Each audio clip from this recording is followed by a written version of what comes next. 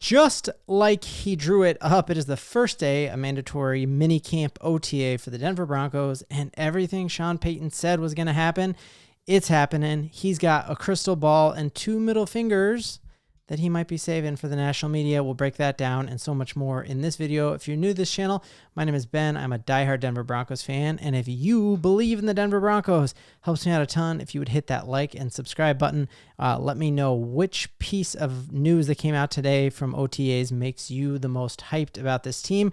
And it's going to be hard to keep this to my typical under 10 minutes, but we are going to do our very best, so let's buckle up. So right off the bat, Zach Bai from DNVR asked an incredible question to Sean Payton and basically said to Sean Payton, like, actually, let's just pull up the exact wording of the question because I thought it was so well written by him. He said, hey, do you have a separate compartment or a personal chip on your shoulder? Because, you're in the NFL and you want to win every game. You got national stuff being said about this team, and the coaching lists have you in a separate, do you have a separate compartment for middle finger personal listing? So all of that is referring to the fact that when he took the hapless New Orleans Saints to the Super Bowl, the year after that and several years after that, he was the #1 coach in the NFL, according to all postseason rankings that everyone's like, yeah, best coach in the NFL, Sean Payton. He took a team that had never won a Super Bowl and won it. He took a team that didn't even have a Hall of Fame and he won a Super Bowl. He's our best coach. Well, this year, the NFL said that Sean Payton is the 16th best coach in the league. They picked the Denver Broncos to be 5-win team, which is just honestly, it's insulting. It just shows that all they're doing is running back our stats from last year. And I thought, I read this somewhere on Twitter, that there's a really big difference between being bad and being unproven. I do not think the Denver Broncos are bad. I think we're unproven.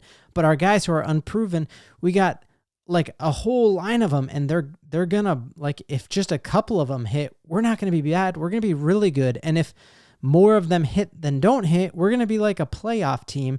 And I just think you got to believe in how George Payton has drafted, that while he's done a couple bad deals, right, with, Randy Gregory or Russell Wilson, man, he has drafted extremely well. And if that just continues or even reduces a little bit, if he hits like he did with that Pat Surtain, Cooper, Benito draft, we're going to be in very, very good shape. And you know what Sean Payton said back? He said, you know what?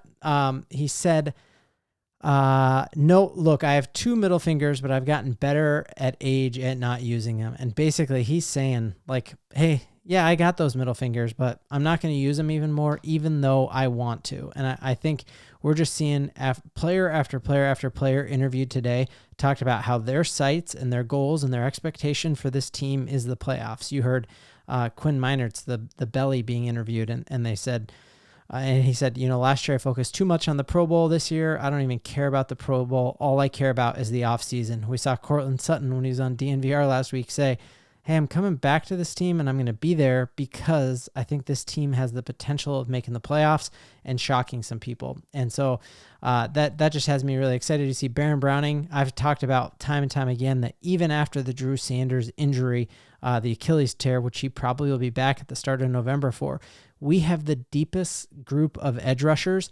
And while we don't have a Khalil Mack in his prime or a Von Miller in his prime, I think we have a lot of guys who are an 8 out of 10 who won't get tired because we're just going to keep cycling them in. We got Jonah Ellis, who looks amazing. You heard today in camp that Benito would have had 2 or 3 sacks if it was an actual padded practice and they let you actually hit the quarterback. We're hearing that Browning is showing out.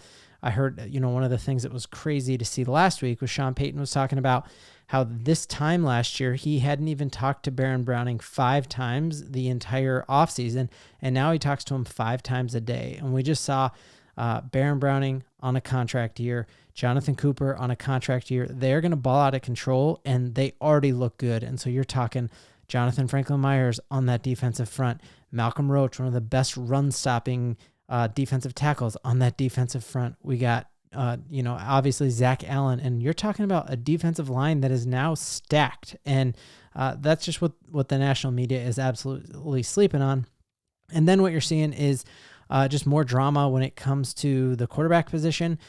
That the Denver Broncos never wanted J.J. McCarthy. They intentionally had Sean Payton gush about him, had George Payton gush about him, and had Peyton Manning go out the week before and gush about him, hoping that people would trade up and try to get him so that Bo Nix would fall to us. And that's exactly what happened. And today we see that JJ McCarthy is going to hold out until he gets his entire signing bonus. You don't do that if you're confident in your abilities and you're confident that like that job is yours and you're going to get it. So I think that's right there showing JJ McCarthy's not confident in that. Who was the first quarterback out of this entire class to just sign their deal and be like, psh, it's going to be chump change. In 5 years, I'm going to sign a deal that's going to break the NFL. Yeah, that was our guy, Bo Nix. And then you just see some of the, he led the class in completion percentage, the highest percentage of completions ever in NCAA history. Who's the highest percentage of completions ever in NFL history? Drew Brees, who has been compared multiple times to Bo Nix. We then see like who had the highest passing grade. Oh, yeah, that's also Bo Nix.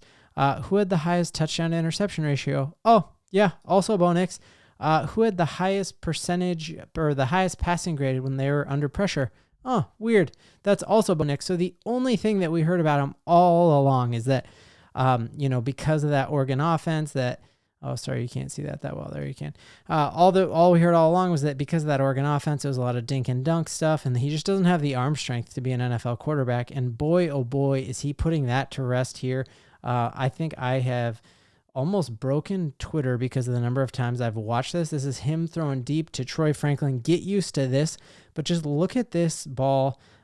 Just a gorgeous ball in stride. It doesn't even look like he's got that massive of a windup, and the questions of his arm strength have just drastically been overblown, and I'm very, very excited about that, because if that's the only question mark and you see him answering it, that's got to have you incredibly excited. You're seeing DNVR did a fantastic job. I've been following them all day just because of their coverage of training camp, and they've just done fantastic with this, and saying that we saw Bo Nix's arm strength on display all day.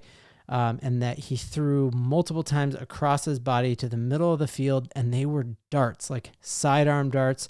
That's what we're seeing from Pat Mahomes. That's what we're seeing Aaron Rodgers do. And to now have a quarterback who can throw a sidearm dart on the numbers is awesome. Just love seeing some of these comments. Like, I haven't seen our quarterback throw across the middle since the Trump administration, which is crazy true. What is the middle of the field? I've never seen a Broncos quarterback throw across the middle of the field. And that's so true. We know the middle of the field is huge to Sean Payton. He now has 3 quarterbacks who can do that better than our quarterback last year. And I'm just really tired of all of the hate. And you're seeing not only is Sean Payton saying these things, and he didn't say that last year. And I think that's the thing we need to remember, is this was not Sean Payton's energy last year. He couldn't get off that stage fast enough. He always seemed irritated. And that was my first exposure to a Sean Payton press conference. I'm like, man, this dude's grumpy. And now he's up there like he's doing stand-up comedy. He's coming down off the stage and hearing another question he likes and popping back up there. And you're seeing people who've covered the Broncos for years talk about the different energy and charisma that Sean Payton has. And all of that is because he's confident in this team. And he's got 2 middle fingers for anybody who doubts them.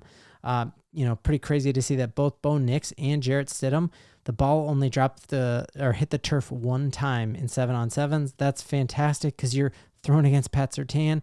Also hearing, here's another sick deep throw here.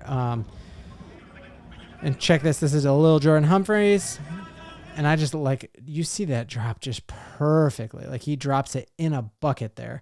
And you just see the way it comes out of his hand. It can't be September enough. Summer is my favorite time of year, and I would breeze past summer in a heartbeat to be able to watch it. And then hearing, I said Sean Payton has a crystal ball. He has a crystal ball because he said, yeah, Courtland's going to be back. I don't think this is going to be an issue. I think you're all overblowing it. Well, Saleh, the coach of the Jets, also said that about Hassan Reddick. And guess who dodged Jets minicamp today? It was Hassan Reddick. And so this is a thing where you're putting your neck out there on the line, and Sean Payton could have just hedged him and I'm not sure exactly what'll happen with Sutton. We're working on it. But he said, no, that's not an issue. And I had wondered, hey, what is Sutton's attitude going to be? He is here for it, and he's as hyped as we all are. And then you're hearing Quinn Meinerz just gush about Bo Nix and his maturity. And I think one of the other interesting things about who is going to be the starting quarterback for the Denver Broncos, so many times when players in the past have been asked about the quarterback, you see them automatically like cover all their ground and be like, well, I like all these quarterbacks. I remember it so much with the Paxton Lynch, Simeon time where, or, even when we had Mark Sanchez and we had QB controversies and, people wore the different shirts for the quarterback they wanted, you would always hear if a media member asked a player about a quarterback, they would always first gush about the other quarterback.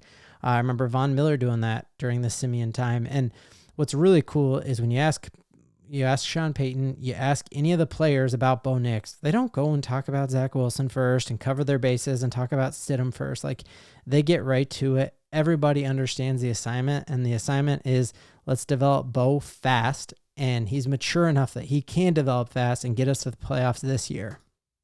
I think this is like sense of maturity, and it almost feels like the sense that he's kind of been here before, I guess, something like that. It's been really fun to get to know Bo. It's always, as a becoming older guy, it's fun to get to know the Broncos a little bit more. Almost like he's been here before. Man, it's almost like unbelievable, but it isn't. Then other fantastic news we heard today. I have a dog in the fight because I just love him, but I'm really hoping that Riley Moss shows out and ends up being that third cornerback because, man, I think his potential, just after the flashes we saw from him last year on special teams, knowing he missed the offseason with an injury, I just think he could really be the perfect complement to Patrick Surtain and McMillian. So really cool to see that he had a great day today, that he was step for step with the wideout and knocked a ball 20 yards downfield, and that's just fantastic news for the Denver Broncos. So very excited because Sean Payton believes, I believe. Do you believe? Oh, I almost had 2 days in a row. There it is. See, I'm getting the bank shot, the trajectory. Playoffs, baby.